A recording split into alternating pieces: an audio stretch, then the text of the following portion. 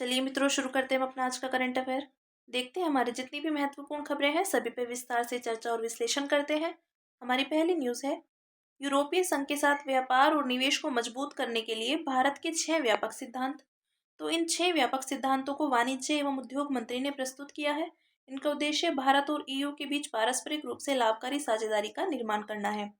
इन 6 व्यापक सिद्धांतों के विषय में जानते हैं। तो लोकतंत्र, कानून का शासन और स्वतंत्र न्यायपालिका जैसे साझा मूल्यों पर ध्यान केंद्रित करना, व्यापार बाधाओं को दूर करते हुए वाणिज्यिक रूप से सार्थक, निष्पक्ष और न्यायसंगत व्यापार का एजेंडा तैयार करना, जीरो डिफेक्ट और जीरो इफेक्ट उत्पादन क्षमता प्राप्त करने के लिए सर्वोत्तम पद्धतियों व सुसंगत मानकों का आदान प्रदान करना और अत्याधुनिक प्रौद्योगिकियों का विकास करना, महत्वपूर्ण कच्चे माल की आपूर्ति श्रृंखला को सुरक्षित करना तथा लचीली आपूर्ति श्रृंखला का निर्माण करना, साझा लेकिन विभेदित जिम्मेदारी के अनुरूप व्यापार और सतत विकास में सहयोग करना और परस्पर विकास एवं समृद्धि हेतु साझेदारी करना। जानते हैं भारत के लिए यूरोपीय संघ का महत्व। तो चीन से संबंधित चिंताएं। इसमें बेल्ट एंड रोड पहल के माध्यम से चीन का वैश्विक विस्तार, एशिया में सैन्य हस्तक्षेप, बहुपक्षीय व्यापार प्रणाली का दुरुपयोग जैसे मुद्दे शामिल हैं। आर्थिक सुरक्षा। तो भारत का चीन के साथ व्यापार घाटा बहुत अधिक है और लगातार बढ़ रहा है। साथ ही भारत रणनीतिक रूप से महत्वपूर्ण इनपुट के लिए चीन पर बहुत अधिक निर्भर भी है। महत्वपूर्ण और उभरती प्रौद्योगिकियां। तो यूरोपीय संघ की साइबर, अंतरिक्ष, क्वांटम प्रौद्योगिकी, सिंथेटिक बायोलॉजी जैसे उभरते क्षेत्रों में क्षमताओं से भारत को लाभ हो सकता है। ठीक है, अब बात करते हैं भारत यूरोपीय संघ संबंध की। 2004 में भारत यूरोपीय संघ के बीच रणनीतिक साझेदारी पर हस्ताक्षर किए गए थे। राजनीतिक, आर्थिक और विकास में सहयोग हेतु यूरोपीय संघ भारत संयुक्त कार्य योजना 2005 को अपनाया गया है। आर्थिक संबंध। 2023-24 में द्विपक्षीय व्यापार लगभग $180 बिलियन से अधिक होने का अनुमान था। यूरोपीय संघ अनुमानतः $117.34 बिलियन के प्रत्यक्ष विदेशी निवेश के साथ भारत के लिए एफडीआई का मुख्य स्रोत है। द्विपक्षीय संबंधों में चुनौतियां। तो यूरोपीय संघ भारत मुक्त व्यापार समझौते पर हस्ताक्षर न होना, श्रम और व्यापार मानकों पर असहमति आदि। ठीक है, ये बात की हमने भारतीय यूरोपीय संघ संबंध की। अब बात करते हैं अगली न्यूज की, जो है उत्तराखंड मंत्रिमंडल ने समान नागरिक संहिता के लिए नियमावली को मंजूरी दी। तो मार्च 2024 में उत्तराखंड के समान नागरिक संहिता विधेयक को राष्ट्रपति की मंजूरी मिल गई थी। इस विधेयक के अधिनियम बन जाने पर अब उत्तराखंड स्वतंत्रता के बाद यूसीसी अपनाने वाला देश का पहला राज्य बन गया है। जानते हैं यूसीसी के विषय में। तो इसका उद्देश्य सभी नागरिकों के लिए धर्म, लिंग और जातिगत भेदभाव के बिना एक समान व्यक्तिगत कानून यानी पर्सनल लॉ प्रणाली स्थापित करना है। इसके तहत विवाह, तलाक, गोद लेना, संपत्ति का उत्तराधिकार जैसे मुद्दे शामिल रहेंगे। तो संवैधानिक प्रावधान। भारतीय संविधान के अनुच्छेद 44 के तहत राज्य की नीति के निदेशक तत्वों में पूरे भारत में यूसीसी लागू करने की बात कही गई। वर्तमान स्थिति। तो वर्तमान में ऐसे मामले संबंधित धार्मिक कानूनों द्वारा शासित होते हैं। गोवा में पुर्तगाली नागरिक संहिता 1867 में यूसीसी के समान प्रावधान हैं। समान नागरिक संहिता की आवश्यकता क्यों है? तो लैंगिक समानता, विवाह, तलाक आदि से संबंधित व्यक्तिगत कानूनों में अक्सर महिलाओं के खिलाफ भेदभाव देखने को मिलता है। सामाजिक सामंजस्य। तो भारत की कानूनी प्रणाली में धार्मिक और जातीय विविधता विभाजन को बढ़ावा दे सकती है। भारतीय समाज में सुधार करना। तो आस्था और विश्वास के नाम पर समाज में प्रचलित अनेक अंधविश्वासों तथा अति रूढ़िवादी प्रथाओं को समाप्त करना भी जरूरी है। समान नागरिक संहिता को लागू करने में मुख्य चुनौतियां। तो व्यक्तिगत अधिकारों और राज्य द्वारा हस्तक्षेप के बीच संतुलन सुनिश्चित करना। संविधान का अनुच्छेद 25 धर्म की स्वतंत्रता की गारंटी देता है। साथ ही संविधान की 5वीं और 6वीं अनुसूची जनजातीय रीति रिवाजों व विश्वासों का संरक्षण सुनिश्चित करती है। धार्मिक समूह और धार्मिक नेताओं द्वारा विरोध। उनका कहना है कि यह उनके धार्मिक कानूनों एवं परंपराओं में हस्तक्षेप कर सकती है। इससे सामाजिक और राजनीतिक तनाव उत्पन्न हो सकते हैं। निष्कर्ष। तो हमें एक पंथनिरपेक्ष संहिता बनाने की आवश्यकता है जो समानता, न्याय और समावेशिता जैसे संवैधानिक सिद्धांतों को बढ़ावा दे, न कि जबरदस्ती एक रूपता लागू करने पर जोर दे। ठीक है, अब देखते हैं समान नागरिक संहिता पर सुप्रीम कोर्ट के प्रमुख फैसले क्या हैं। तो मोहम्मद अहमद खान बनाम शाह बानो बेगम। तो व्यक्तिगत कानूनों में एकरूपता की आवश्यकता पर जोर देना, 1985। सरला मुदगल बनाम भारत संघ। तो व्यक्तिगत कानूनों में सुधार की आवश्यकता को उजागर किया गया, 1995 में। शायरा बानो बनाम भारत संघ। तो तलाक के बिद्दत 3 तलाक को असंवैधानिक घोषित किया गया, 2017 में। ठीक है, देखते हैं अगली न्यूज जो है। तो ऑक्सफैम ने takers not makers the unjust poverty and un under wealth of colonialism नामक रिपोर्ट प्रकाशित की। तो रिपोर्ट में इस तथ्य को रेखांकित किया गया है कि अरबपतियों की संपत्ति अभूतपूर्व स्तर तक बढ़ गई है, जबकि दुनिया भर में गरीबी में रहने वाले लोगों को कई संकटों का सामना करना पड़ रहा है। रिपोर्ट के मुख्य बिंदुओं पर एक नजर डालते हैं। तो अरबपतियों की संख्या में वृद्धि। 2024 में अरबपतियों की संपत्ति 2023 की तुलना में 3 गुना तेजी से बढ़ी है। विश्व में 3.5 बिलियन से अधिक लोग अभी भी प्रतिदिन $6.85 से कम पर जीवन यापन कर रहे हैं। इसके विपरीत सबसे अमीर 1% लोग के पास विश्व की 95% से अधिक आबादी की तुलना में बहुत अधिक संपदा है। औपनिवेशिक विरासत। तो सर्वाधिक धनी लोगों के पास जो विपुल मात्रा में संपत्ति है वह अनर्जित प्रकृति की है, ये यकीनन उपनिवेशवाद की देन है।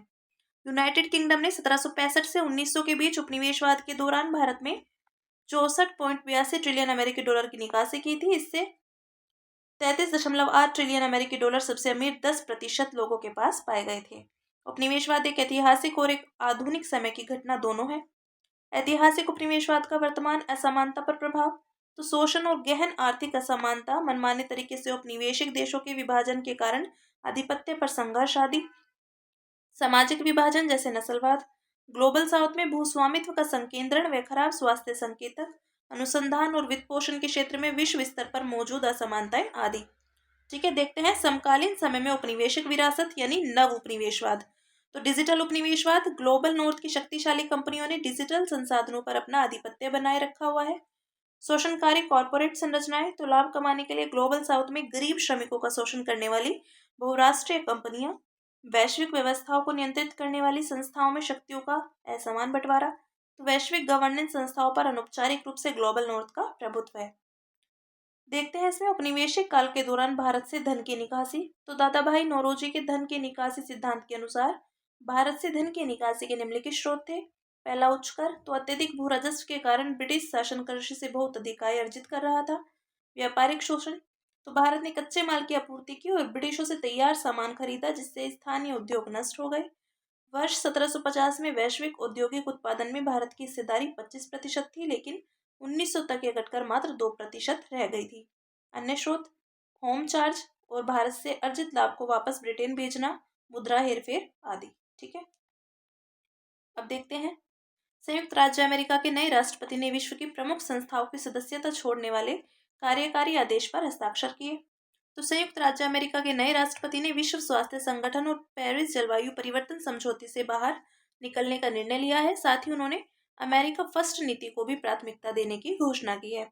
ये निर्णय अंतर्राष्ट्रीय सहयोग से संबंधित मानदंडों और संस्थाओं को नया आकार दे सकते हैं। वैश्विक संस्थाओं से अमेरिका के बाहर निकलने का प्रभाव। फंड की कमी।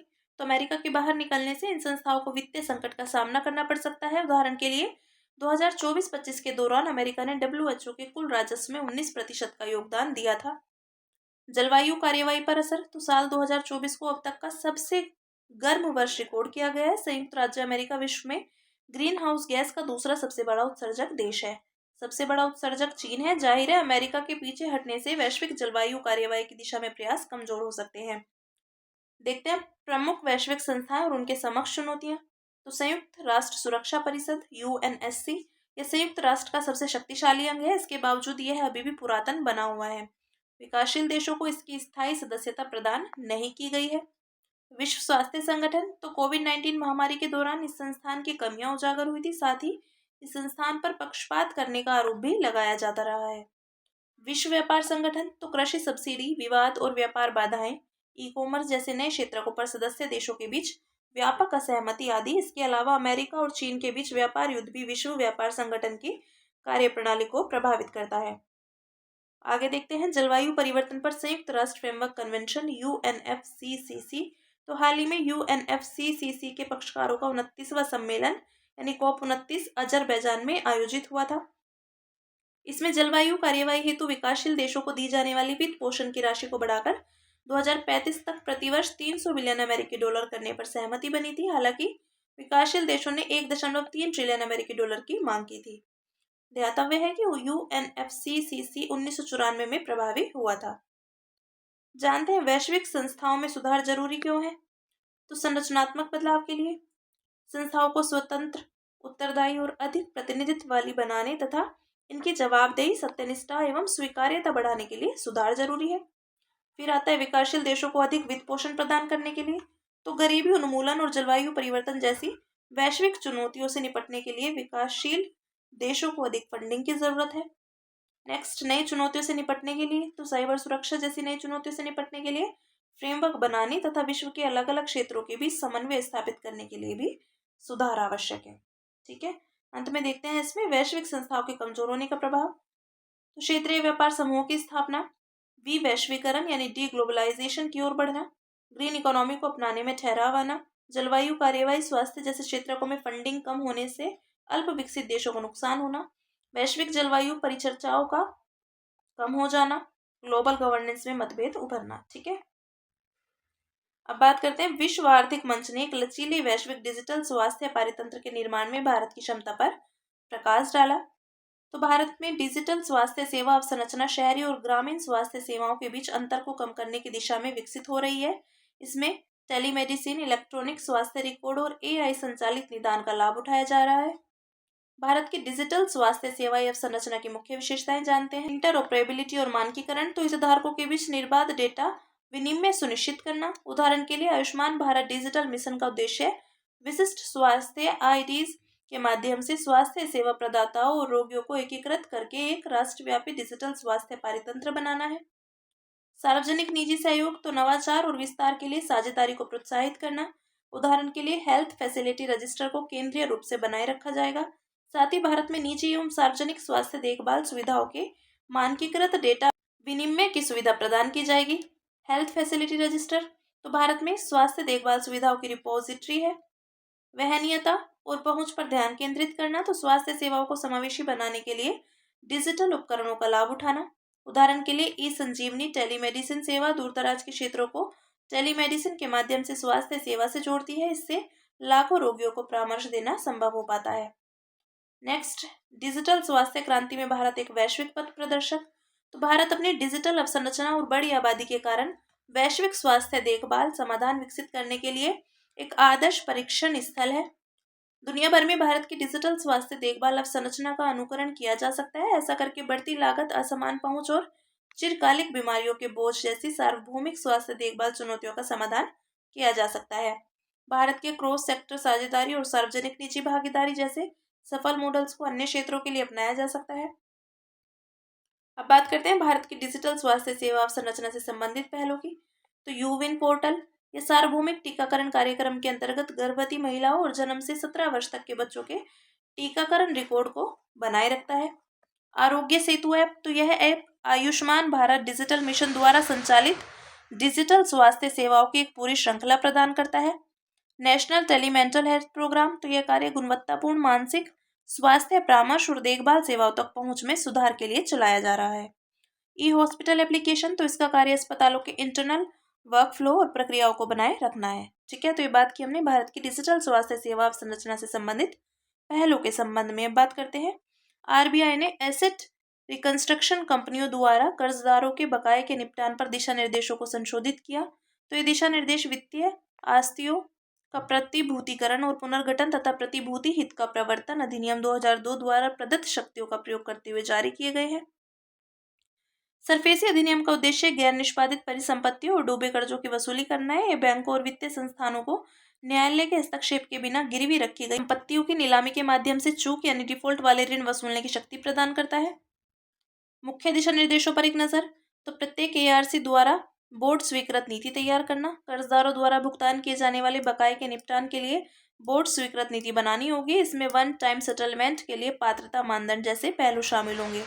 1 करोड़ रुपए से अधिक बकाया राशि वाले खातों का निपटान, तो ऐसे मामलों में निपटान केवल एक स्वतंत्र सलाहकार समिति द्वारा गहन मूल्यांकन के बाद किया जा सकता है। आईईसी में वित्तीय व कानूनी विशेषज्ञ शामिल होंगे। बोर्ड ऑफ डायरेक्टर्स आईईसी की सिफारिशों पर विचार करेंगे और ऋण वसूली के वैकल्पिक उपायों का मूल्यांकन करेंगे। बोर्ड ऑफ डायरेक्टर्स में कम से कम 2 स्वतंत्र निदेशक शामिल होंगे। आगे, 1 करोड़ रुपए या उससे कम की बकाया राशि वाले खातों का निपटान, तो ऐसे मामलों का तेजी से समाधान करने के लिए इन्हें बोर्ड स्वीकृत नीति के तहत स्थापित एक सक्षम प्राधिकरण द्वारा निपटाया जा सकता है।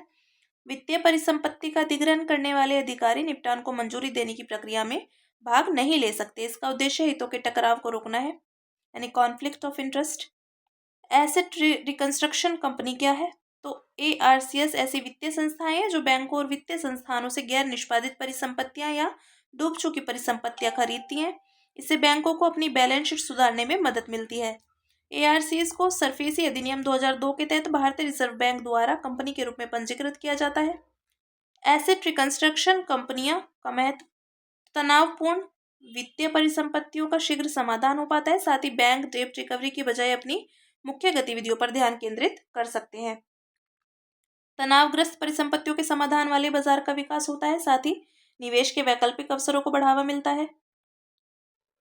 एआरसीएस बैंकिंग प्रणाली में तरलता बढ़ाती है, बैंक की बैलेंस शीट में सुधार करती है और पूंजी जुटाने की बैंकों की क्षमता बढ़ाती है। ठीक है, ये बात की हमने एआरसीएस के विषय में। अब बात करते हैं अन्य सुर्खियों की, जिसमें पहली न्यूज है एनटीटी लॉकर। तो केंद्रीय इलेक्ट्रॉनिक्स और सूचना प्रौद्योगिकी मंत्रालय के राष्ट्रीय गवर्नेंस प्रभाग ने एनटीटी लॉकर विकसित किया। यह सुरक्षित और क्लाउड आधारित समाधान है। यह बड़े संगठनों, निगमों, सूक्ष्म, लघु और मध्यम उद्यमों आदि के लिए डॉक्यूमेंट्स को स्टोर, साझा एवं सत्यापन करना आसान बनाता है। यह भारत के डिजिटल पब्लिक इंफ्रास्ट्रक्चर का एक महत्वपूर्ण घटक है। एंटिटी लॉकर ऑफर तो सरकारी डेटाबेस के साथ एकीकरण के माध्यम से डॉक्यूमेंट्स को रियल टाइम आधार पर प्राप्त और सत्यापित किया जा सकता है। गोपनीय जानकारी की सुरक्षा सुनिश्चित करने के लिए डॉक्यूमेंट के धारक की सहमति प्राप्त करना अनिवार्य किया गया है। डॉक्यूमेंट प्राप्त करने के लिए आधार नंबर से सत्यापन किया जाएगा ताकि भविष्य में गड़बड़ी होने पर जवाबदेही तय की जा सके। इसमें 10 GB की एनक्रिप्टेड क्लाउड स्टोरेज सुविधा उपलब्ध होगी। साथ ही डॉक्यूमेंट्स को सत्यापित करने के लिए कानूनी रूप से वैध डिजिटल सिग्नेचर की आवश्यकता होगी। ठीक है, ये बात की हमने एंटिटी लॉकर ऑफर की। अब बात करते हैं CAR-T सेल थेरेपी की। तो केंद्रीय औषधि मानक नियंत्रण संगठन ने रक्त कैंसर के इलाज के लिए दूसरी लिविंग ड्रग्स क्वारटेमी को मंजूरी दी है। Qartemi chimeric antigen receptor cell therapy है। तो लिविंग ड्रग्स एक ऐसी चिकित्सा है जिसमें रोगी की कोशिकाओं को निकाला जाता है, उन्हें संशोधित किया जाता है और फिर उन्हें रोगी के शरीर में पुनः स्थापित किया जाता है। जानते हैं CAR-T सेल थेरेपी के विषय में। तो इसके उपचार टी कोशिका नामक प्रतिरक्षी कोशिकाओं को कैंसर से लड़ने के लिए प्रयोगशाला में संपादित करने का एक तरीका है। इसमें रोगी के टी कोशिकाओं को कैंसर कोशिकाओं को लक्षित करने और उन पर आक्रमण करने के लिए आनुवांशिक रूप से इंजीनियर किया जाता है। टी कोशिकाएं विशेष कोशिकाएं हैं। ये श्वेत रक्त कोशिकाओं का एक प्रकार है। इनका प्राथमिक कार्य साइटोटॉक्सिक है, अर्थात अन्य कोशिकाओं को मारना। टी कोशिकाओं को रोगी के रक्त से लिया जाता है, फिर उन्हें मानव निर्मित रिसेप्टर कहा बनाने के लिए प्रयोगशाला में एक जीन जोड़कर बदल दिया जाता है। CAR भी प्रोटीन है जो टी कोशिकाओं को कैंसर कोशिकाओं पर मौजूद विशिष्ट प्रोटीन को पहचानने और उनसे जुड़ने में सहायता करते हैं। कैंसर कोशिकाओं को पहचानने और उन्हें नष्ट करने के लिए CAR-T कोशिकाओं का फिर रोगी के शरीर में वापस प्रवेश करा दिया जाता है। ठीक है, ये बात की हमने CAR-T सेल थेरेपी की। अब बात करते हैं अगली न्यूज़ की, विलय का सिद्धांत। तो हाल ही में सुप्रीम कोर्ट ने एक मामले की सुनवाई के दौरान विलय के सिद्धांत को रेखांकित किया। सुप्रीम कोर्ट ने कुनैयामत बनाम केरल राज्य 2000 मामले में इस सिद्धांत की व्याख्या की थी। इस सिद्धांत के अनुसार एक समय में एक ही विषय पर एक से अधिक डिग्री या आदेश लागू नहीं हो सकते।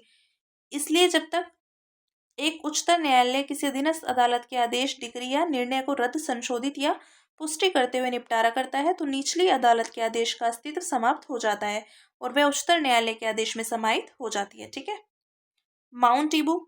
तो इंडोनेशिया के सुदूर हेलमहेरा द्वीप पर स्थित माउंट ईबू में इस महीने 1000 बार ज्वालामुखी प्रस्फोटन हुआ।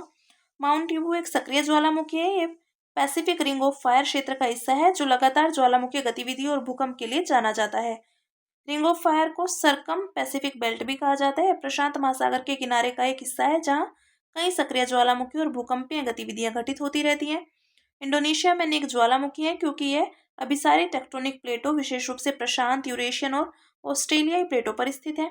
इंडोनेशिया में अन्य हालिया ज्वालामुखी प्रस्फोटन माउंट सिनाबुंग और माउंट मेरापी। देखते हैं एडेलमैन ट्रस्ट बैरोमीटर के विषय में। तो विश्व आर्थिक मंच की वार्षिक बैठक शुरू होने से पहले वार्षिक एडेलमैन ट्रस्ट बैरोमीटर जारी किया गया। इसे एडेलमैन ट्रस्ट द्वारा जारी किया गया है। सर्वेक्षण 28 देशों में किया गया है। यह सरकार, मीडिया, व्यवसाय और गैर सरकारी संगठन जैसे समाज के सभी हितधारकों पर लोगों के विश्वास के प्रभाव का अध्ययन है। कम आय वाले आबादी समूह के लोगों के सरकार, व्यवसाय, मीडिया आदि पर विश्वास के मामले में भारत तीसरे स्थान पर है। प्रथम 2 स्थानों पर क्रमशः चीन और इंडोनेशिया है। पिछले सर्वेक्षण की तुलना में भारत की रैंकिंग में गिरावट दर्ज की गई है। उच्च आय वर्गों का विश्वास के मामले में भारत चौथे स्थान पर है। जब अन्य देशों में भारतीय मुख्यालय वाली कंपनियों पर विश्वास की बात आती है तो भारत 13वें स्थान पर है। ठीक है, अब देखते हैं इंडियन बाइसन। तो हाल ही में झारखंड वन विभाग ने पलामू टाइगर रिजर्व में बाइसन की घटती आबादी की समस्या को दूर करने के लिए एक अध्ययन शुरू किया। इसकी विशेषताएं हैं, विशालकाय शरीर, बहुत मजबूत और सामाजिक प्राणी है। यह एक चराई करने वाला पशु है तथा पत्ते, फल, तने, फूल और बीज खाता है। यह स्वभाव से दिन के समय सक्रिय रहने वाला जीव है। मादा बाइसन की गर्भावस्था अवधि मनुष्यों के समान 9 महीने की होती है। पर्यावास पश्चिमी घाट। ये ज्यादातर सदाबहार वनों और आर्द्र पर्णपाती वनों में पाए जाते हैं। ये आमतौर पर पहाड़ी की तलहटी में ही रहते हैं। खतरे, आहार की कमी, अवैध शिकार आदि। संरक्षण की स्थिति, IUCN वल्नरेबल वन्यजीव संरक्षण अधिनियम 1972 तथा साइट्स परिशिष्ट वन में। ठीक है, अब बात करते हैं चिंचोली वन्यजीव अभ्यारण्य की। तो हाल ही में कर्नाटक वन विभाग ने चिंचोली वन्यजीव अभ्यारण्य के भीतर स्थित शेरी बिकनहल्ली गांव का स्थानांतरित करने के लिए वार्तालाप शुरू की। चिंचोली वन्यजीव अभ्यारण्य के विषय में देखते हैं तो अवस्थित है इसकी कलबुर्गी जिला, उत्तरी कर्नाटक। 2011 में से अभ्यारण्य घोषित किया गया था। ये दक्षिण भारत का पहला शुष्क भूमि वन्यजीव अभ्यारण्य है। वनस्पति, इसके मध्य में शुष्क पर्णपाती और आर्द्र पर्णपाती वन पाए जाते हैं तथा किनारों पर बबूल व सागौन के वृक्ष पाए जाते हैं। प्रमुख वनस्पतियां हैं रेड सैंडर्स और चंदन। मुख्य जीव ब्लैक बक, चार सिंग वाला मृग, फ्रूट बैक, लक्कड़ बग्गा, भारतीय भेड़िया आदि। मैं अन्य महत्वपूर्ण जानकारी तो चंद्रमपल्ली बांध, यह इस वन्यजीव अभ्यारण्य को जल उपलब्ध कराता है। स्थानीय जनजातियां हैं यहाँ की लंबानी तांडा। नेक्स्ट है प्रलय मिसाइल और पिनाका रॉकेट। तो टैक्टिकल बैलिस्टिक मिसाइल प्रलय और लंबी दूरी की मारक क्षमता वाली पिनाका रॉकेट प्रणाली गणतंत्र दिवस परेड 2025 में शामिल होगी। यह सतह से सतह पर मार करने वाली कम दूरी की बैलिस्टिक मिसाइल है। इसे रक्षा अनुसंधान एवं विकास संगठन यानी DRDO ने विकसित किया। इस मिसाइल की मारक क्षमता 150 से 500 किलोमीटर है। इसे मोबाइल लॉन्चर से दागा जा सकता है। इस मिसाइल के गाइडेंस सिस्टम में अत्याधुनिक नेविगेशन प्रणाली और एकीकृत एवियोनिक्स शामिल है। Pinaka multi barrel rocket launcher प्रणाली के विषय में देखते हैं तो ये लंबी दूरी की आर्टिलरी प्रणाली है। यह 75 किलोमीटर दूर तक के लक्ष्यों पर हमला करने में सक्षम है। इसे DRDO ने विकसित किया है। पेलोड, मारक क्षमता और रेंज के आधार पर इस मिसाइल के कई संस्करण हैं। ठीक है, अंत में बात करते हैं सुर्खियों में रहे स्थल की, जो है फ्रांस, राजधानी पेरिस। तो भारत और फ्रांस ने हिंद महासागर क्षेत्र में समुद्री खतरों का संयुक्त रूप से आकलन करने पर सहमति व्यक्त की। इसमें समुद्री डकैती, आतंकवाद, तस्करी आदि पर ध्यान केंद्रित किया जाएगा। फ्रांस के विषय में तो इसकी राजनीतिक विशेषताओं की बात करें तो इसकी स्थलीय सीमा दक्षिण में स्पेन और अंडोरा से, पूर्व में इटली, स्विट्जरलैंड एवं जर्मनी, उत्तर पूर्व में लग्जमबर्ग तथा उत्तर में बेल्जियम स्थित है। समुद्री सीमाएं इसके पश्चिम में अटलांटिक महासागर और बिस्के की खाड़ी, दक्षिण में भूमध्य सागर तथा उत्तर में इंग्लिश चैनल स्थित है। भौगोलिक विशेषताएं देखते हैं। सबसे ऊंची चोटी है मोंट ब्लांक जलदम्रु मध्य, डोवर जलदम्रु मध्य। यह फ्रांस के दक्षिण पूर्वी इंग्लैंड से अलग करता है। प्रमुख नदियां हैं सीन, लायर, रोन, राइन आदि। पेरिस सीन नदी के तट पर स्थित है। अन्य विशेषताएं मैंसिफ सेंट्रल और पायरेनीज पर्वत फ्रांस और स्पेन के बीच की सीमा पर स्थित है। सबसे अंत में बात करेंगे त्रुटि सुधार, जो है 19 और 20 जनवरी 2025 की न्यूज टुडे में अन्य सुर्खियों में ब्रिक्स टॉपिक में यह गलत उल्लेख किया गया था कि ब्रिक्स में सऊदी अरब सहित कुल 11 सदस्य हैं। सही जानकारी यह है कि ब्रिक्स में कुल 10 सदस्य हैं। सऊदी अरब को 2023 में समूह की सदस्यता की पेशकश की गई थी, लेकिन उसने आज तक कोई जवाब नहीं दिया है। ठीक है, तो ये बात की हमने अपनी आज की महत्वपूर्ण खबरों की। अब इसी के साथ मिलते हैं कल अपनी नई खबरों के साथ।